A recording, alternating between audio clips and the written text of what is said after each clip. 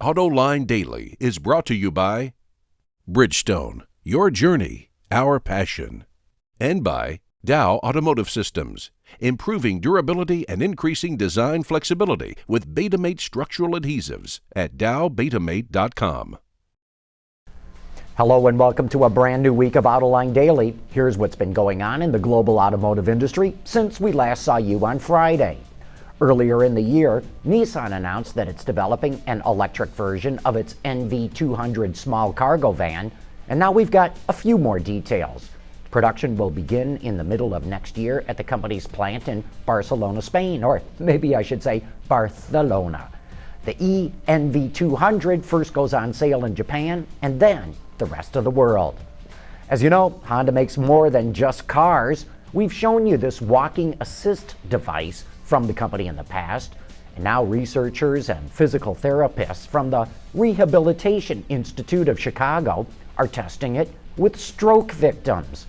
It weighs about 6 pounds and is powered by a lithium-ion battery that lasts about an hour. And in other Honda alternative mobility news, the company introduced the next generation version of its UNI-CUB device called the UNI-CUB Beta. Like a Segway, you control the vehicle by shifting your body weight, but you sit in the UNI-CUB instead of standing on it. The new version weighs about 55 pounds and is powered by a lithium-ion battery. It has a top speed of just under 4 miles an hour and a range of about 3.7 miles. You know, Toyota has something similar, and it sure is interesting to see these Japanese automakers keep developing and refining this concept. Hyundai is working on a new gasoline engine that it claims could be a game changer because it acts like a diesel. It's projected to get 25% better fuel economy than a regular gasoline engine, but at a lower cost than a diesel. The 1.8-liter engine has a 14.8 to 1 compression ratio that will ignite gasoline without using spark plugs. But it is not an HCCI engine or homogeneous charge ignition engine like other automakers have been working on. Hyundai calls this the PPCI, or partially premixed compression ignition. The key to making it work is multiple late injections, and by late, I mean right at top dead center. Impressively, it can run on 87 octane. The engine uses both a supercharger and a turbocharger. Hyundai is working with the supplier company Delphi on the system, but they still have some kinks to work out, like making it be able to start up at 40 below zero. But they say it could be in the next Hyundai Elantra sometime in the next 5 years. In 2007, Congress enacted the Renewable Fuel Standard, requiring the country to use 36 billion gallons of renewable fuel by 2022. And of course, the only fuel available in that quantity is corn-based ethanol. But the shale revolution has changed the need for so much renewable fuel. And automakers argue that higher ethanol blends like E15 could damage older engines. Now the EPA is proposing to slash the 2014 target by nearly 3 billion gallons of renewable fuel. So we want to know what you think. Should the U.S. back off its renewable fuel mandate? Should it require cellulosic ethanol instead of corn ethanol? Or should it stick with the standard just as it is? Just click the survey icon below today's show notes to vote, and we'll reveal the results later this week. We've shown you airless wheel and tire packages in the past, but never on an ATV. The folks over at Polaris are launching a version of its Sportsman model with what it calls Terrain Armor non-pneumatic tires. These tires can drive over 350 miles after taking a .50 caliber round or 1,000 miles after driving over a railroad spike. So if you are gearing up for the zombie apocalypse or are just an avid hunter, the ATV goes on sale next month with a starting price of $15,000. Hey, coming up next, it's time for You Said It.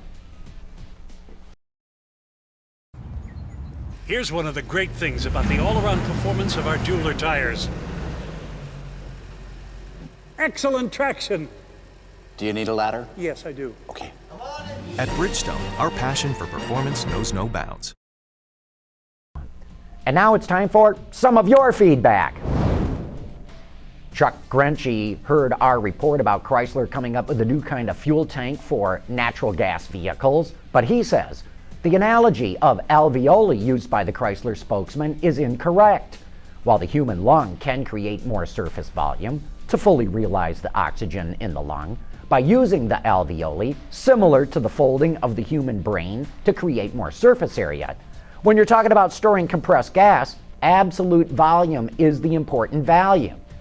Now, the making of non-standard shaped fuel tanks, well, that is a breakthrough, but the physiologic comparison was incorrect. Speaking of corrections, Rob says, the air grabber was not available on the Superbird. Roadrunner, yes. And Dan Clemens says, the Flying Tigers flew the P-40 Warhawk, not the P-40 Tomahawk. Thanks, guys. I knew it, even though I said it wrong.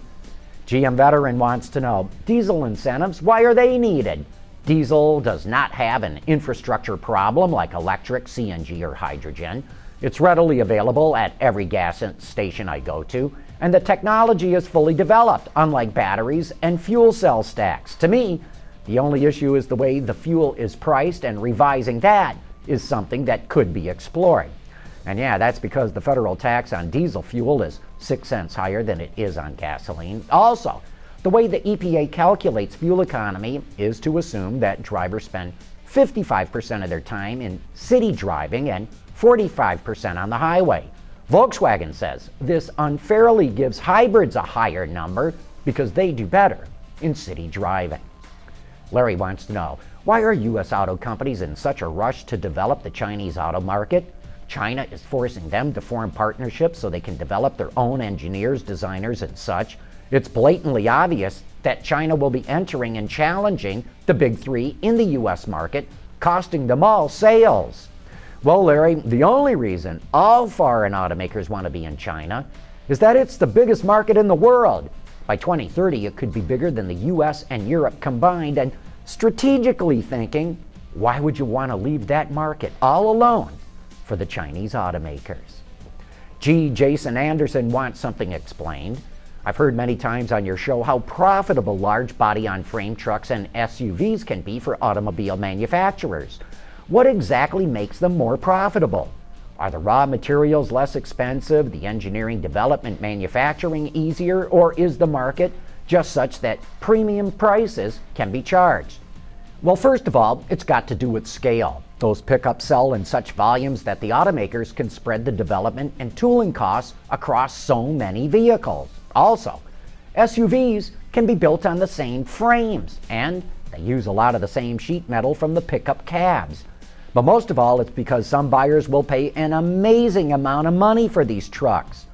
For example, a Ford King Ranch costs $20,000 more than a regular F-150, but it has nowhere near $20,000 more equipment added to it. Most of that money drops to the bottom line. Hey, thanks for all your letters and comments. We really like going through them all, even if we cannot answer them all. And be sure to check out our live coverage of the LA Auto Show this Wednesday, November 20th at 4 p.m. Eastern Time. That's 1 p.m. Pacific, and it's being brought to you by our signature sponsor, Hyundai.